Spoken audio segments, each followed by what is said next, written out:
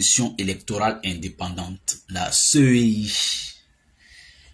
En Côte d'Ivoire, c'est l'organe qui est chargé d'organiser, avec tous les rouillages qui vont avec, les élections en Côte d'Ivoire, qu'elles soient locales, qu'elles soient politiques et tout. En tout cas, c'est la commission électorale indépendante qui, n'est-ce pas, organise ces élections-là. Bonjour, très cher frère Ahmed Savané. Bonjour depuis ta position. J'espère que tu vas bien. Et le week-end dernier, donc le dimanche, au cours de l'émission NCI 325, ce sujet était au cœur du débat. Et l'opposition était représentée, notamment par le PDCI-RDA, par le PPACI, et puis une frange de la société civile par Dr Boka Sako, qui patauge souvent entre droits de l'homme, société civile et puis les hommes politiques. Bon, voilà, il y a des gens comme ça aussi. Donc, et puis de l'autre côté, il y avait 2 ou 3 représentants du parti au pouvoir, notamment Maître Ben Meïté, Abdoulaye Ben Meïté. Pour ceux qui ont suivi le débat, on va pas refaire le débat, mais je sais que c'est un débat qui est très suivi et beaucoup ont suivi. Mais si on veut être sincère, en matière électorale en Côte d'Ivoire aujourd'hui, c'est à l'opposition de prendre ses responsabilités. Parce que, vous savez, ce débat devient compliqué. Quand l'opposition ne sait pas où elle doit se situer, le débat devient compliqué. Maintenant, si on doit fermer les yeux sur tout ça, ce ne sera pas honnête. Moi, et puis, il faut qu'on se dise la vérité. L'opposition de Côte d'Ivoire que moi je vois là, elle ne nous rassure pas quant à son postulat vis-à-vis du gouvernement.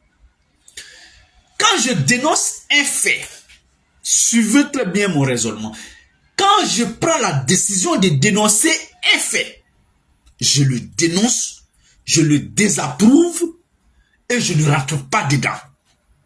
À ce moment-là, j'ai une certaine cohérence, une logique dans mes prises de position vis-à-vis de ce même fait. Mais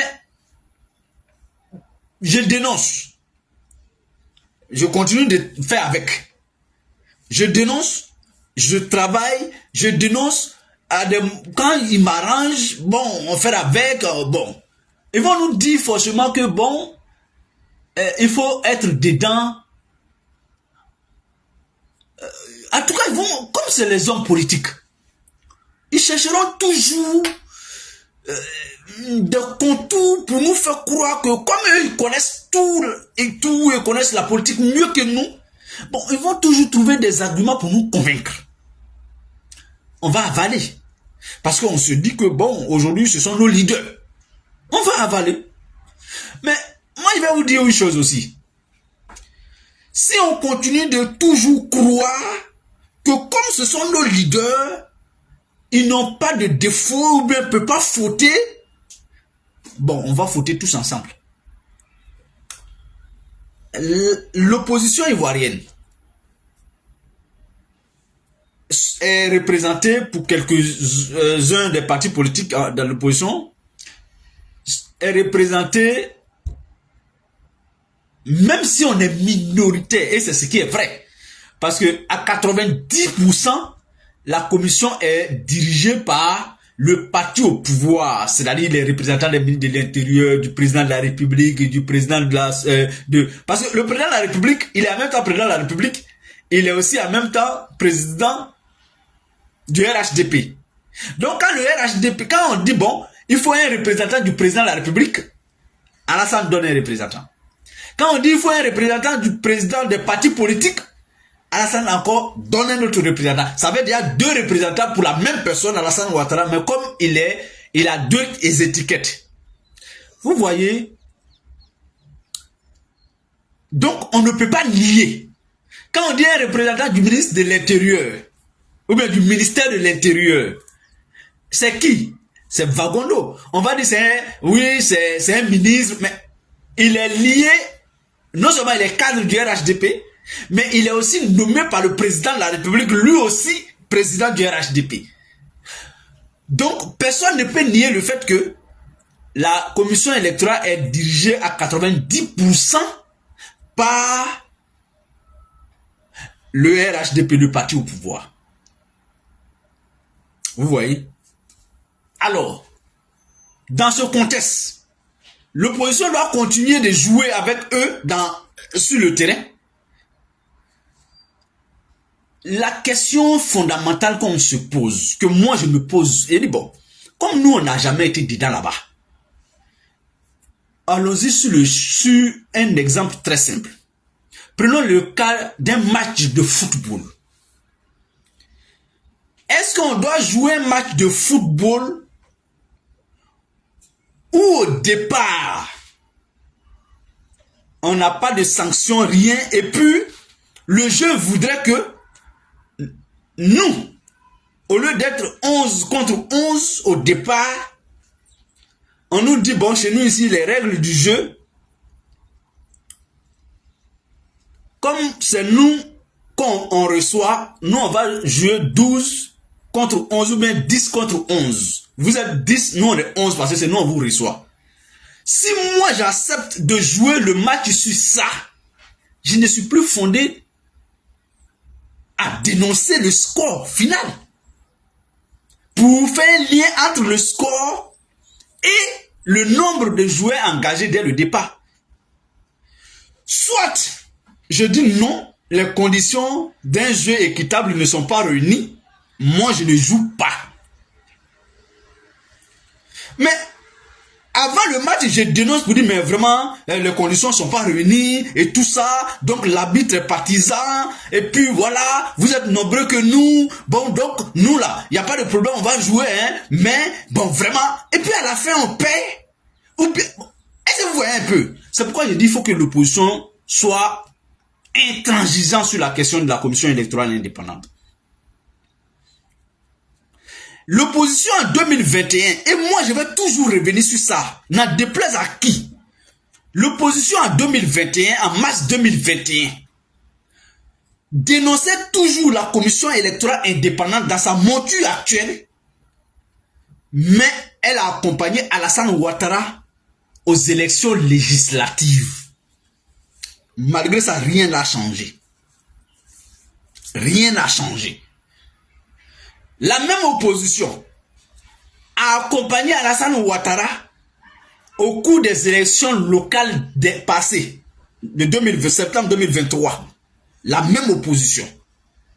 Avec la même commission électorale indépendante. Et puis, on est encore dedans. L'opposition va toujours continuer à jouer le jeu malgré le déséquilibre très profond de la commission électorale indépendante. C'est ce que moi je déplore chez l'opposition. Mais comme je l'ai dit, ils ont leur langage à eux qui s'apprêtent à nous donner comme argument pour continuer à être candidat, à participer aux élections avec Alassane Ouattara, avec la même commission électorale indépendante.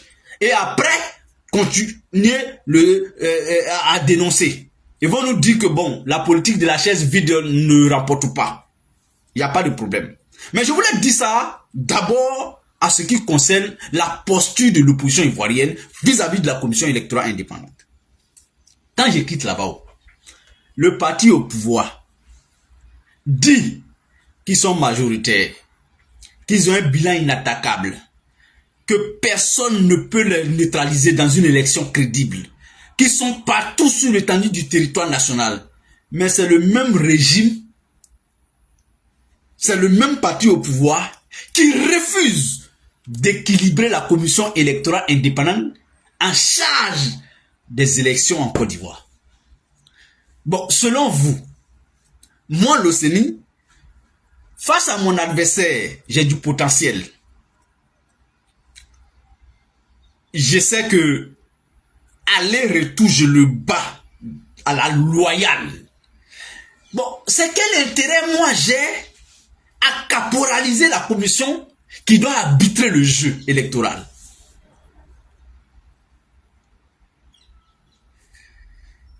Ils vont te dire, ce n'est pas on ne gagne pas une élection à travers la commission électorale. Ils disent ça, mais ils refusent de quitter la commission électorale indépendante. En fait, ils peuvent continuer à jouer sur nos esprits et jouer avec nous, machin, il n'y a pas de problème. Mais, nous, ce qu'on sait là, la commission électorale indépendante, c'est elle qui organise les élections en Côte d'Ivoire. Personne ne peut alors me convaincre qu'elle n'a pas un rôle capital à jouer dans le destin électoral des partis de l'opposition et des partis du pouvoir. En tout cas, de toutes les partis ou prenantes ou tous les partis politiques. Personne ne peut nous convaincre que la commission électorale indépendante ne peut pas donner une élection à quelqu'un. C'est faux. La CEI, là, elle peut donner, elle transforme, elle traficote les élections en Côte d'Ivoire. On peut gagner à Djibrosso, on peut gagner à Dabou, on peut gagner à Bouna, on peut gagner à Abidjan. Mais la commission centrale, malgré ses résultats, à ta possession qui te proclame vainqueur, la commission électorale indépendante centrale, à travers son président, peut traficoter les chiffres pour que on te proclame élu. Et puis l'adversaire après va commencer à courir derrière les procès, machin, et puis ça va nulle part. La commission électorale joue ce rôle aujourd'hui encore dans le débat politique en Côte d'Ivoire. C'est pourquoi l'opposition dénonce toujours le fait que cette commission est à 99% militant du RHDP. Même le président de la commission électorale indépendante est un cadre du RHDP.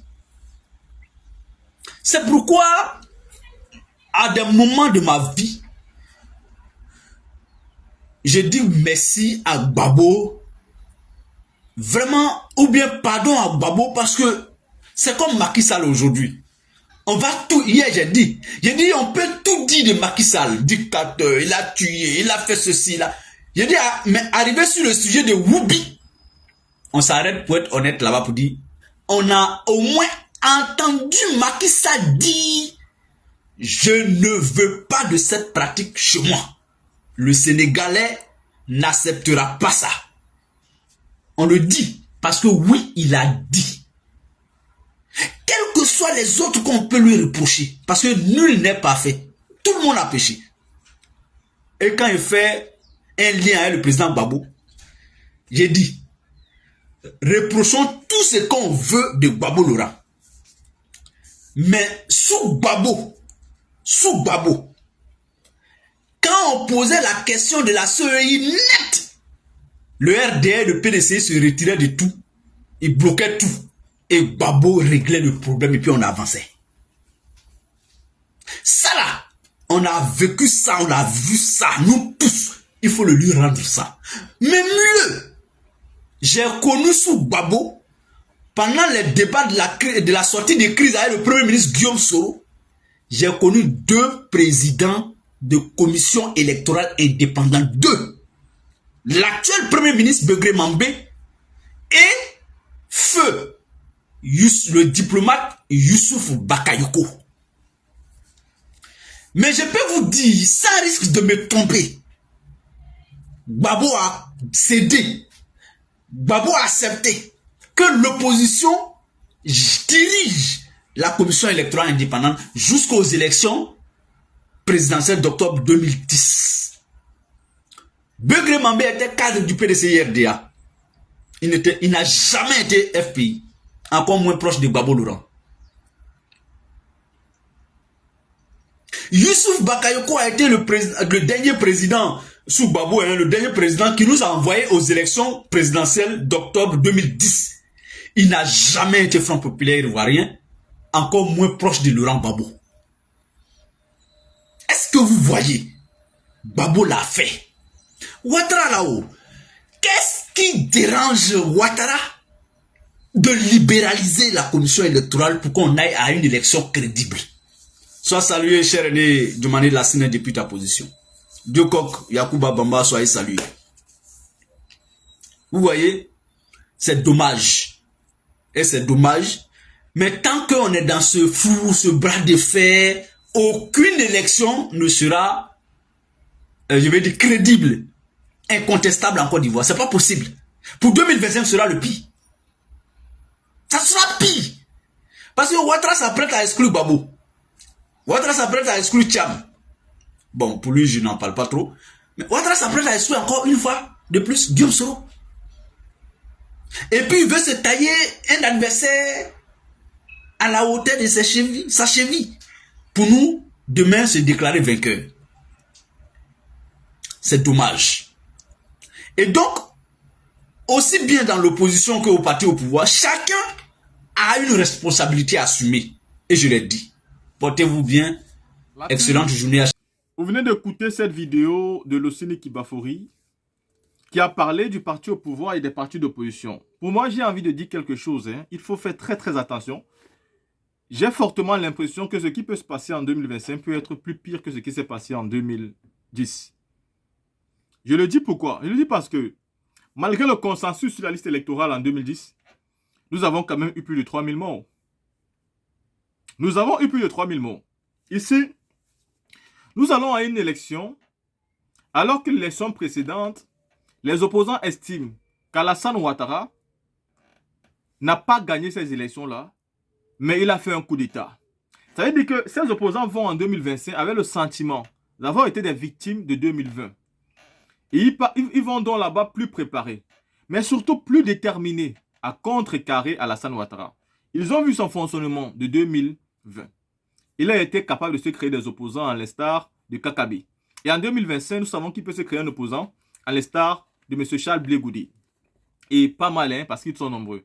Il y a les Pascal Afingessa qui peuvent jouer le rôle, il y a les Charles Blé Goudé, il y a même les Mabou Tankos qui peuvent ressortir, il y a les Amontano qu'on peut créer, il y a même aussi les Kakabe qui peuvent encore revenir à quelques mois de la fin, se jouer des grands opposants pour encore vivre le même sort.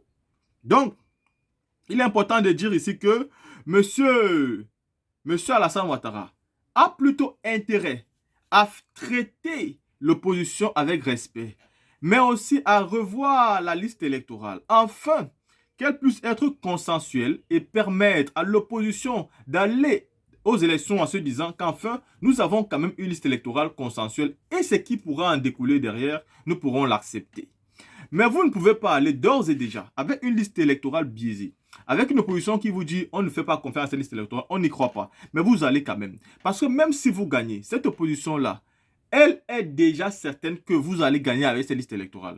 Donc même si elle va participer, c'est parce qu'elle ne veut pas faire la politique de la chaise vide. Mais elle va participer en vous disant que même si vous avez gagné légalement et normalement, vous aurez quand même perdu. Parce que ce sentiment que la CEI n'est pas libre, n'est pas crédible, dont l'opposition va déjà... Et vous-même, vous savez qu'avec tout le mal que vous faites aux Ivoiriens, avec tout ce qui se passe en Côte d'Ivoire, et c'est d'ailleurs pourquoi vous refusez l'audit de la CEI. Vous écoutez les personnes qui vous disent que ça va coûter cher, que c'est beaucoup d'argent, que l'État n'a pas d'argent. C'est vrai. L'État n'a pas d'argent. C'est cet État qui n'a pas d'argent qui casse les maisons des gens pour reconstruire des trucs. C'est cet État-là. C'est cet État qui fait des dépenses, c'est-à-dire inimaginables, en partant à Paris et en revenant toutes les secondes avec Alassane Ouattara. C'est cet État-là. Donc, le problème, ça arrive au niveau de la CEI. Parce que vous pensez que la vie des gens vaut moins que l'argent? Vous pensez que tuer les gens à cause de la CEI, ça vaut moins que l'argent? Non. Je pense que si vous aimez les Ivoiriens, vous devez faire en sorte que la CEI soit crédible et que la CEI fasse un consensus. Parce que c'est d'où pourra en découler toutes les tensions de la crise post-électorale et la crise électorale.